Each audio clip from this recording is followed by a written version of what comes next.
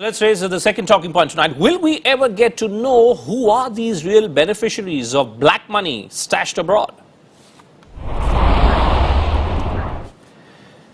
And to answer that question, Dr. Balchandra Bungerkar, MP of the Congress Party, also former member, Planning Commission, Mahesh Jethmalani, senior lawyer representing the BJP, Shankar Iyer, author and someone who's been tracking this entire black money trail closely, Prakash Chandra, former chairman of Central Board of Direct Taxes, also joins us. So welcome to all of you. Mahesh Jethmalani, let me first begin with you. So much has been made about this supposed hint, this supposed letter which was written by the Swiss authorities yesterday to the Indian government, promising them that they will be supporting our quest, our probe to figure out who were the people and how much black money, really illegal money which exists in Swiss accounts.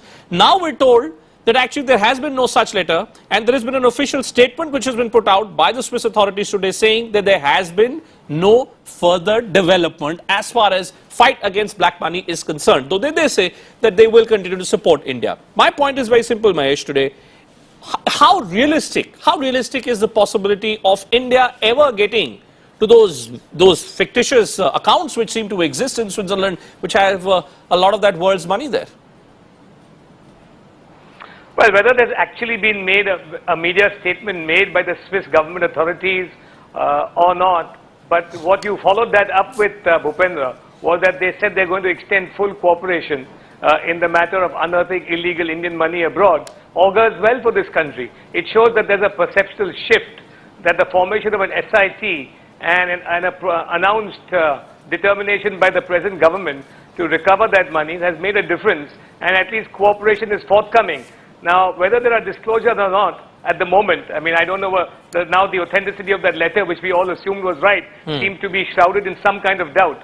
But whatever the truth of the matter is, I think with the right kind of will, the real beneficiaries, in many cases it is so blatant, I don't want to give you examples on your channel right now, because perhaps it would tip off people. But in many cases, the money laundering operations abroad, that is money going out illegally from this country and being rerouted back into this country through various channels, participatory notes, etc., are so obviously traceable that I am quite confident that the real beneficiaries behind the illegal wealth can be discovered if there's a will. Now, Mahesh, you know, someone has just sent me a very interesting SMS while you were making that point. So I'll read this point to you, Mahesh. This gentleman is saying 3 reasons why India does not have a snowball's chance of recovering unaccounted money stashed away abroad as follows. First, strong arm tactic against the Swiss is not going to work because they are past master at obfuscation. Second, the crooks are smart enough to take prompt evasive action. And third, the political class often itself is involved in this. In this kind of a scenario, Mr. Jethmalani, again I'm asking you, will we really get to know who are these people who have these accounts in foreign banks? Well, answering that third iota of doubt, the third ground of doubt in that SMS which you just referred to, yes, the political will in this country has been revealed now. Yes, one section of the political class, ignominiously defeated in the last election, may have had a lot of hesitation and may have actually aided and abetted by its official actions the recovery of this money. But I think there's a new resolve, and I think now, with the kind of momentum this country has, there's no need to be cynical or pessimistic. There is a whole move towards transparency and accountability, and I'm confident that there's no need for doubting Thomases based on that third ground. Okay. The second ground, which you mentioned, was the Swiss government's reluctance. I think the American government has shown that if you are strong enough, determined enough, and persistent enough, not only can you recover your money, but you can also impose serious damages on a aiding and abetting jurisdiction like Switzerland. And what was the second ground? I missed that. No. If you can quickly give me the second ground. The second one was that those who perhaps indeed hold those accounts in these banks would perhaps be tipped off, and they would have taken evasive action. They would have perhaps removed their money, gone somewhere else. Well, they've already been tipped off. But the fact is that once there's cooperation from the Swiss government, you can always get you can run now, but you can't hide. You can always discover a trail of money if you are competent, honest, and determined. Mr. Chandra, do you share that sense of optimism coming from Mr. Jethmalani that because there has been a new government and there is a certain sense of focus and direction which is being shown by the new government, it is possible for us to figure out who are the real beneficiaries of black money?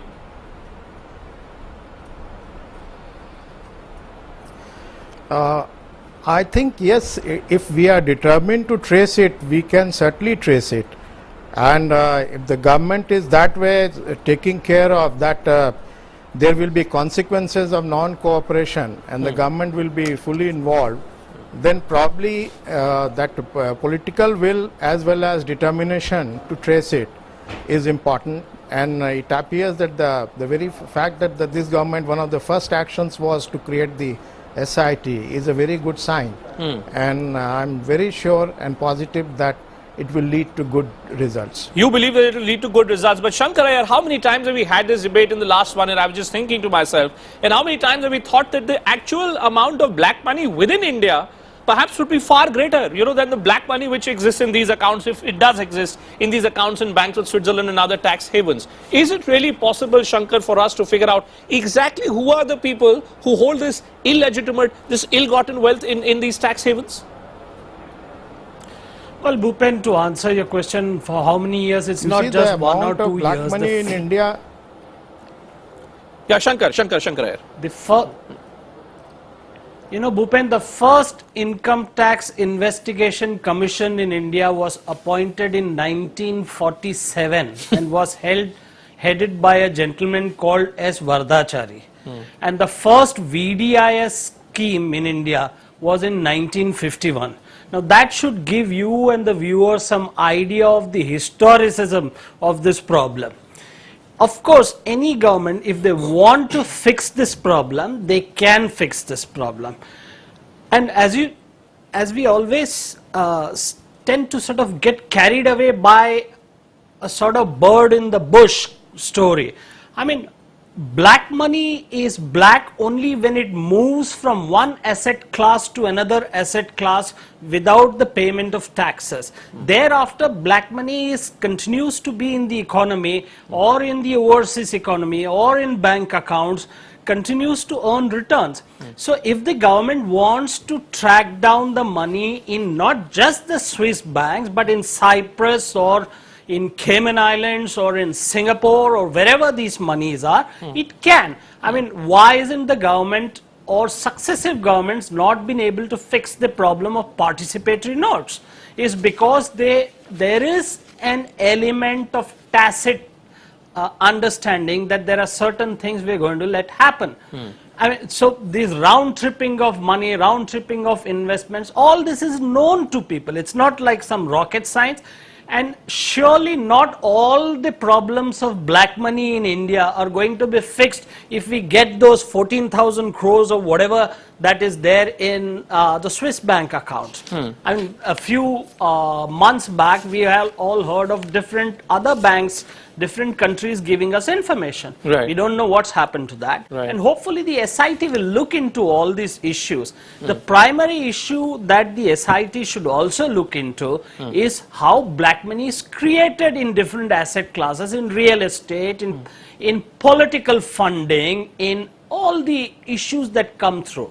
Mr. Mungerkar, the broad picture, the common thread which I seem to be picking from all the other panelists is that because there is a certain sense of purpose which is being shown by the present government, therefore it is likely that we may make some headway. What will be the extent of that headway, no one knows, but we may make some headway.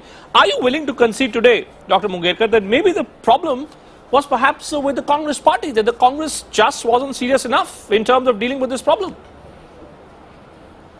First of all, please allow me to say a kind of broad statement. The point is that whatever Mr. Mahesh Jethmalani just now mentioned, he has politicized the entire issue of the black money. I totally disagree because he spoke absolutely irrelevant things. Formation of SIT and the voluntary disclosure or willingness of the Swiss government that they are willing to cooperate with the government of India while providing the list of the people, those who have allegedly stashed black money in the Swiss bank. It is matter of just coincidence. SIT formation has did nothing to do. Second point is, BJP was already, I don't want to politicize, but since he mentioned that, I more agree with Mr. Shankar.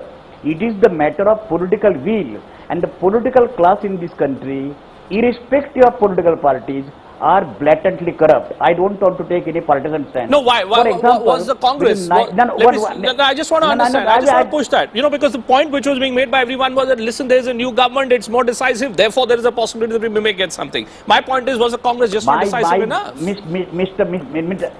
Bhupendra, It is continuous struggle. I was there, member of last 4 years. I've been member of the Rajya Sabha. That's why I'm asking you, sir. 2010. One minute. The only new government has what he has done is formation of the SIT. But 6 years between 99 and 2004-5, BJP was in political power. Could they bring 6 rupees from the Swiss bank? They were talking continuously about targeting the Congress government. I am not taking partisan stand. Mr. Advani was on the record, Mr. Jaitley was on the record that allegedly 20 lakh crores of rupees were staked in the Swiss bank. How this 20 lakh crores of rupees suddenly declined to 14,000? I have got zero tolerance for even one rupee black money. The question is of political will. Whether it is Congress, whether it is BJP or any political party, it is the question of the character of the political class. And Mahesh Jethmalani should be knowing that within 20 days, the character of the political class doesn't change. Formation of the government by one political party and the character of the political class, they are two different things. Okay. Because, for example, whatever they have, just a minute. Yes. My only point is, it is just matter of coincidence. Existing laws do not permit Swiss government. It is not at all binding. Mr. Jaitley is candid enough to say that this disclosure has come at all. It is through voluntary route and not through demand route, because he doesn't know even anybody has written from the finance ministry letter to the Swiss government. Right. The question is the character of the political class, the determination of the political class, the determination and the will of the political parties in this country alone will solve, provided the Swiss government really genuinely extend their cooperation to reveal the list of the people, those who have allegedly stashed black money in the Swiss bank. Mahesh Jethmalani, what is it that as per law, as per the existing international law, as per existing domestic law, what is it that India can do to actually go beyond the kind of comments which are being made there by Mr. Mungirkar? Well, Mr. Mungirkar should realize the actions of his own government. I mean, just to digress a little bit, there was a black money case, and the Supreme Court actually said that because this government is remiss in recovering the money from abroad, we are appointing an SIT team because you have failed in your duty to the nation in recovering this money. Transparency International, and I'm not saying the figures are exactly right, estimated 500 billion to 1.5 trillion in all tax havens, not just the Swiss jurisdiction. Right. Now, after that order was passed, the previous government, Mr. Mungirkar's government, went and asked for a review of that government, which was rejected this year by a 3-judge bench of the Supreme Court. So at every step they put hurdles and let people who have money abroad get the time span to try and create a trail, blurring their overseas assets, their holding of the overseas assets by them. Then let me give you another example. Right. The German government bribed the Liechtenstein bank, somebody from some German brand, and the German government got the Liechtenstein bank holders' names. The German government said anybody, this includes Indian citizens, right? And anybody who wants to take these names from us can get it from us. Right. The French did the same thing from a Swiss bank. Some Frenchmen bribed the Swiss bank, got those names, and they said, look, if any government comes to us, we'll give it. Now I'm told the Indian government did nothing, but yet they received one set of account holders. Right. Now, what was revealed in CNN IBN many months ago, I remember that it came on your channel, was some really small-time operators who had kept some money abroad. I remember some Lilavati hospital That's exactly what I'm were asking. one of them. That's exactly what I'm asking. Who are the big beneficiaries? But the big beneficiaries, the Hassan Alis, etc., have been allowed to get away, though the information about Hassan Ali's account dates back to Khashoggi's dealings. Okay. And Khashoggi is an old arms dealer. Mr. Mungirkar, so you want to respond? What does the government do? So therefore, I mean, Mr. Mungirkar is asking me to make it, I don't want to make it political, but I just want to say two more things. Yes. This government still has to do something. This government has to ban the participatory note, because that became a money laundering operation. Participatory notes should be banned by this government. Right. Mr. Mungirkar, and there are other steps also. Mr. Mungirkar, are you willing to concede or not, sir, that maybe there was a problem with the approach of the Congress party? Would you admit that? No, I don't admit at all, because I am talking, Bhupendra, I am talking about the character of the political class of the country. I am not talking any specific political party. You are also part of the political class, no? Your party is also part of the political class. Absolutely. Or are you trying to make out a distinction? Absolutely. No. My only point is that the new government is trying their level best to bring the black money. Right. That is most welcome state. It is most welcome development. Congress will give all sorts of support to the ruling party. The only point is Mr. Mahesh Jethmalani should know, being a lawyer, Right. that the total money that's stashed in the Swiss bank, there are 53 branches, big banks in Switzerland. Total money is $1.3 trillion. Yes. So far the press information is concerned. And Mahesh Jethmalani is showing ignorance that Indian alone they have put $14 trillion. I mean, this kind of discussion is trivializing the point. The point I asked you a is separate question. You're whether answering it that is question. I was asking you whether the Congress is Mr. serious enough or not. Mungerkar, you know, when you point one finger at somebody else who say Mungerkar, there are four fingers pointing back at you. Yeah. You don't know enough about this subject. I think you shouldn't speak. Yeah, okay, hold on. Mr. Mungerkar, hold on. Let me just Instead of making personal allegations, get to some point. Yes, let me just get Shankar here. Shankar, you know, the point is that we can keep arguing about what exactly is the volume of money which has been kept abroad, and no one frankly has any idea in terms of what is the real amount of money which is being held by Indian citizens, by Indian nationals in all these banks abroad. But do you really believe that it is possible for this present government to actually get us a list of who are the big beneficiaries? As Mahesh rightly points out, that we always get hold of some small crook, some small player, and often we find out that even those people, some of their accounts were legitimate. Will we be able to figure out, can we really force the Swiss authorities to give us these details? Obviously, if the government is determined enough, they can force the Swiss authorities. India is a $1.8 trillion economy. You are a growing power in the world. And if you want a seat on the high table of the world, you will show some determination to extract this information. I mean, if smaller countries have been able to do it, if other countries have been able to do it, there is no reason why India can't do it. But India has to establish its credibility and integrity. The political regime in India has to establish the credibility, and the formation of the SIT, yes, it's a first step, but the SIT has to deliver.